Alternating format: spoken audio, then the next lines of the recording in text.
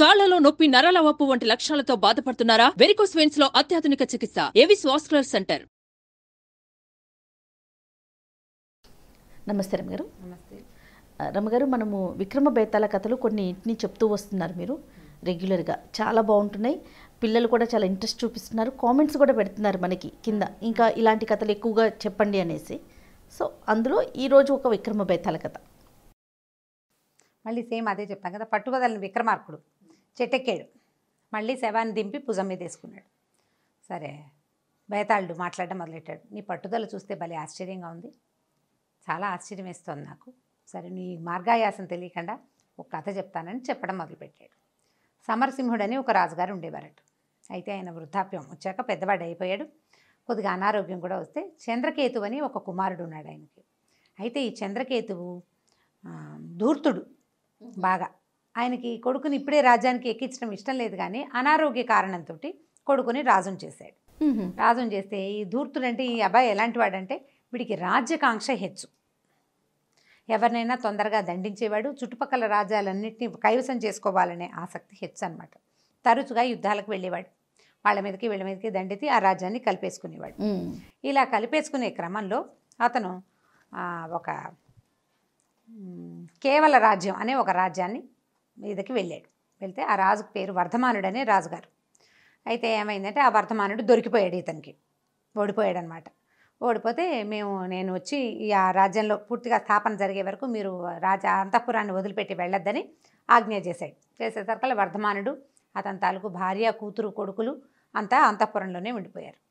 అయితే సాయంకాలం విచారణ జరిగిన తర్వాత అంటే వీళ్ళు మాట్లాడుకున్న తర్వాత ఏదో ఒక సంధికి మాట్లాడుకుని ఇతన్ని ఉంచుతారో తీసేస్తారో అవన్నీ డిసైడ్ అవ్వాలన్నమాట. అయితే ఈ రాజాంతఃపురానికి ఈ మన చంద్రకేతువు వచ్చాడు. వచ్చేసరికల్లా వర్ధమానుడి కుమార్తె ప్రభావతి. అయితే ఈ అమ్మాయి చాలా అందగత్తెట. ఈ అమ్మాయిని చూసేసరికల్లా ఈ చంద్రకేతువుకి ఆ పిల్ల చాలా నచ్చింది. అతను అవివాహితుడు, వివాహం కాలేదు. ఏమనుకున్నాడు, ఈ అమ్మాయి మనకు నచ్చింది కదా అని ఆలోచించుకుని ఈ రాజుకి ఏం చెప్పాడంటే వర్ధమానుడికి, మీరు మీ రాజ్యాన్ని మీరే తీసుకోండి, నాకేం అభ్యంతరం లేదు, మీ అమ్మాయిని నాకు ఇచ్చి పెళ్లి చేయండి అని అడిగాడు. వర్ధమానుడు ఇది కూడా బాగానే ఉందనుకుని కూతుర్ని అడిగాడు. అమ్మ, ఈ చంద్రకేతువు పరమ ధూర్తుడని చెప్పుకుంటారు, అతను అట్టే మంచివాడు కదా, రాజ్యకాంక్ష హెచ్చు, ఆ చుట్టుపక్కల రాజ్యాలను చాలా వాటిని తన కైవసం చేసుకున్నాడు. ఇప్పుడు మన మీద కూడా వచ్చాడు. ఇప్పుడు నేను ఓడిపోయాం కదా, మనం దొరికాము నిజానికి, కానీ అతను నిన్ను వివాహం చేస్తే, నేను ఇచ్చి పెళ్లి చేస్తే కనుక రాజ్యాన్ని వదిలేస్తానని, నన్నే రాజుగా ఉంచుతానని చెప్తున్నాడు. నువ్వు చెప్పు, నీకు నచ్చితే చేస్తానన్నాడు. అనేసరికల్లా ఈ అమ్మాయి ఏమంది, నాకు వీళ్ళని చేసుకోవాలి వాళ్ళని చేసుకోవాలని ఏమి లేదు నాన్న, నువ్వెవరిని చేసుకోమంటే వాళ్ళని చేసుకుంటా, వివాహం మీద నాకు నిశ్చయమైన అభిప్రాయం లేదు, నువ్వు పెళ్లి చేసుకోవంటే చేసుకుంటాను అంది. అనేసరికల్లా ఈయన ఏం చేశాడు, వర్ధమానుడు చంద్రకేతు మహారాజుకు చెప్పాడు. మా అమ్మాయి సరే అంది, మా అమ్మాయికి ఏం అభ్యంతరం లేదు, మా పిల్లనిచ్చి పెళ్లి చేస్తామన్నాడు. ఇంకా అంతఃపురం అంతా ఫ్రీ అయిపోయింది, భయం లేదు, చుట్టాలు అయిపోతున్నారు కదా. సరే, ఏమైంది, ఒక 2-3 రోజులు గడిచినాయి. వివాహ ముహూర్తం దగ్గరలో పడి వచ్చేసింది. ఈ అమ్మాయి ఏం చేస్తుందంటే ఒకనాడు సాయంకాలం ఊరికి దూరంగా ఒక కాళికాలయం ఉందట, చిన్న కొండ మీద. అక్కడికి దర్శనానికి 4-5 చెలికత్తెలతోటి బయలుదేరింది. పెళ్ళిళ్ళకి ముందు అట్లాగే కదా, గుళ్ళు అవి చూపిస్తారు కదా అమ్మాయిలకి. వెళ్తుంటే ఈ చంద్రకేతువుకి ఆ అమ్మాయితో మాట్లాడాలని ఉంది. ఈ అంతఃపురంలో మాట్లాడకుండా ఏం చేశాడు, ఆ అమ్మాయి వెళ్తోంది కదా, ఆవిడ వెనకాలే ఈయన కూడా గుర్రం వేసుకుని వెళ్ళాడు. గుర్రాన్ని కింద వదిలిపెట్టి వాళ్ళు కొండెక్కారు, ఈయన కొండెక్కాడు. పైకి వెళ్ళాక ఆ అమ్మాయి కనపడింది. దగ్గరలోకి వెళ్ళి తను నీతో మాట్లాడాలని వచ్చానని చెప్పాడు.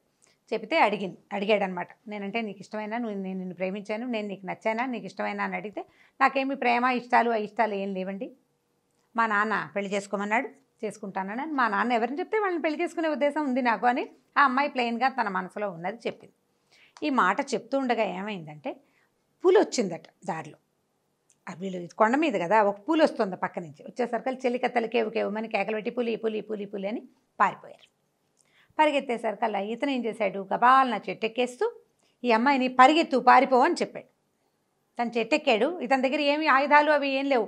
ఒంటరిగా గుర్రం వేసుకొచ్చాడు, గుర్రాన్ని కింద వదిలిపెట్టాడు, ఇతను పైకి వచ్చాడు. పులిని ఎదిరించలేడు, సినిమాటిక్గా చేయగలిగే అవకాశం లేకపోయింది. చెట్టెక్కేసి పారిపో, ప్రాణాలు దక్కించుకోమన్నాడు. ఈ అమ్మాయి అటు ఇటు కదలలేదు, భయపడి బెదిరి నుంచునేసరికల్లా ఏమైంది, వెనక నుంచి ఒకడెవరో పులి మీదకి లంఘించాడు. ఒక ఆటవిక కుర్రాడు లంఘించి పులిని తోటి ఫైట్ చేశాడు. సరే కాస్త అటు ఇటుగా యుద్ధం జరిగింది. ఇతను పైనుంచి చూస్తూనే ఉన్నాడు. చెలికత్తెలు దూరంగా ఏవో 2-3 చెట్ల దగ్గరికి వెళ్ళిపోయి వాళ్ళు చూస్తున్నారు. ఆ వచ్చిన బోయ కుర్రాడు పులితో యథాశక్తి యుద్ధం చేసి చావు దెబ్బలు తిని మొత్తానికి ఈ పులిని సంహరించాడు.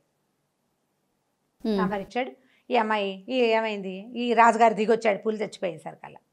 ఈ రాణిగారు ఈ రాజకుమార్తె ఇతని కేసు కూడా చూడాల. అయ్యో నువ్వు ఎలాంటి వాడిపోయి, నువ్వు భలే సాహసికుడివి, చాలా బాగా చేసావు యుద్ధం, నా కోసం ఇంత సాహసం చేసావంటే, అమ్మ మీరు రాజకుమార్తె కదండి, మీ మీదకి వస్తుంది వృధాగా, మీ వల్ల కాదు, మిమ్మల్ని చంపేస్తుందని నేనేదో చేశానని చెప్పాడు. వాడికి ఒంటి నిండా దెబ్బలు తగిలితే కింద వీళ్ళు రథాల మీద వచ్చారు, కింద ఉన్నారు, ఈ కొండ కింద ఉన్నారు వాళ్ళంతా. ఈ చేలికత్తలు వెళ్ళి ఆ సైనికుల్ని కేకేసుకురమ్మంది. ఈ కుర్రాన్ని మోయించుకుని రథం మీద పెట్టుకుని ఇతని కేసు కూడా తలదిప్పి కూడా చూడకుండా ఆ కుర్రాన్ని తీసుకుని వెళ్ళిపోయింది రాజకుమార్తె. తను నిర్ఘాంతపోయాడు, ఏం చేయాలో తెలియలేదు. సరే ఏం చేశాడు, దిగెళ్ళాడు వాళ్ళ వెనకాల. ఈయన్ని పట్టించుకోవాలా, వాళ్ళ దారిని వాళ్ళు వెళ్ళిపోయారు. ఈయన దిగెళ్ళి మెల్లిగా రథం గుర్రం ఎక్కాడు. వాళ్ళ రథాల మీద వెళ్ళిపోయి నేను గుర్రం వేసుకుని మెల్లిగా పరిగెత్తలా ఆలోచిస్తున్నాడు, ఏంటి ఏం చేయను ఇప్పుడు నేను. అలా వెళ్ళి వెళ్ళి వెళ్ళి మెల్లిగా రాజాంతఃపురం చేరేసరికి ఆ అమ్మాయి ఆ కుర్రాడికి వైద్యం చేయిస్తోంది, చాలా సీరియస్గా అదే వ్యవహారం మీద ఉంది. ఈ రాజకుమారుడు వచ్చాడా రాలేదా, రాజుగారు తను పెళ్లి చేసుకోబోయేవాడు, పిఎన్సీ ఫీలింగ్ ఏమీ లేదు, ఆ దారిని ఆవిడ ఉండేసరికి ఇవి ఏమనుకున్నాడు, ఇక లాభం లేదనుకుని ఆ వర్ధమాన మహారాజుని పిలిచాడు. ఏంటి, మీ అమ్మాయి ఏమీ అడగల, నేను మీ అమ్మాయిని పెళ్లి చేసుకోను, మీ రాజ్యం మీరే తీసుకోండి, నేను వెళ్ళొస్తానని చెప్పాడు. వెళ్ళొస్తానన్నాడు. అనేసరికల్లా రాజుగారు ఆయనకు కొంచెం సంతోషంగా ఉంది. వీడు ఎట్లాగో దుర్మార్గుడు, అవి ఇవి వాటి మీద వీటి మీద యుద్ధాలకు వెళ్తున్నాడు, ఎప్పుడో పుసుకుమని ఎవరైనా ఎవరి చేతిలో దొరికిపోతే ఇబ్బంది పడతాం, అంతే కదా. కూతురునిచ్చేటప్పుడు ఆలోచించాలి కదా. వీడికి ప్రాణాపాయం ఉన్నప్పుడు ప్రాణాపాయ స్థితిలో ఉన్నవాడికి ఎవరిస్తారు పిల్లని, అదొకటి ఆలోచించుకుంటున్నాడు. సరే రాజ్యం ఎలాగో వదిలేస్తానన్నాడు, ఏదో కప్పం కడితే సరిపోతుంది అనుకుని కూతురు దగ్గరికి వెళ్ళి, అమ్మాయి ఇతను చంద్రకేతు నీతో వివాహం అక్కర్లేదన్నాడమ్మా, వెళ్ళిపోతానన్నాడు అని చెప్పాడు. రాజ్యం మనకే ఇచ్చేసాడంటే ఆ అమ్మాయి ఏం చేసిందంటే, ఈ కుర్రానికి వీడికి వైద్యులకు అప్పచెప్పి ఇతను సరిగా వైద్యం చేసి పంపించండి అని వాడికి వీడుకోలు చెప్పి ఇతని దగ్గరికి వచ్చి ఎక్కడికి వెళ్తావు, నేను నిన్ను ప్రేమిస్తున్నాను, మన ఇద్దరం పెళ్లి చేసుకుందామని చెప్పి. అతను ఏమీ ఆలోచించలే, సరే అలాగే అన్నాడు. మర్నాడో 3వ రోజు పొద్దున పెళ్ళి అయిపోయింది, వివాహం జరిగిపోయింది. అతను అమ్మాయిని చక్కగా తీసుకెళ్ళిపోయాడు, రాజ్యానికి వెళ్ళిపోయాడు, వాళ్ళు హాయిగా ఉన్నారు. కథ కంచికి వెళ్ళిపోయింది. సింపుల్గా పెళ్లి చేసేసుకుంది అమ్మాయి. ఇప్పుడు బేతాళుడు అడిగాడు, రాజా ముందు రోజు సాయంకాలం, అంటే అప్పుడు సాయంకాలం వీళ్ళిద్దరూ మాట్లాడుకున్నప్పుడు, నీ మీద నాకు ప్రేమ లేదు, నువ్వంటే నాకేం పెద్ద ఆసక్తి లేదు, మా నాన్న చేసుకోమన్నాడు కాబట్టి చేసుకున్నాను అని చెప్పిన ఆ అమ్మాయి ఈ సంఘటన తర్వాత నేను నిన్ను ప్రేమిస్తున్నాను అని ఎందుకు చెప్పింది? ఒకటో ప్రశ్న.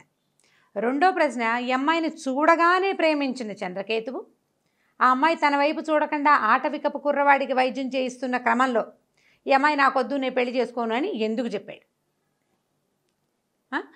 సరే చెప్పాడు, వద్దు, ఈ అమ్మాయి నాకు వద్దు అన్నవాడు, ఆ అమ్మాయి నేను నిన్ను ప్రేమిస్తున్నాను, మనం పెళ్లి చేసుకుందాం అని అనగానే ఎందుకు పెళ్లికి ఒప్పుకుని పెళ్లి చేసుకున్నాడు?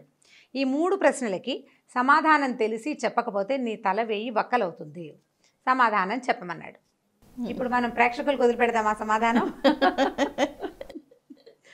మానసికమైన ఆలోచన. మనకి ఒక వస్తువు మీద వ్యామోహం ఉండటం ఉండకపోవటం అనేది మన మనసులో జరిగే మథనాన్ని బట్టి ఉంటుంది.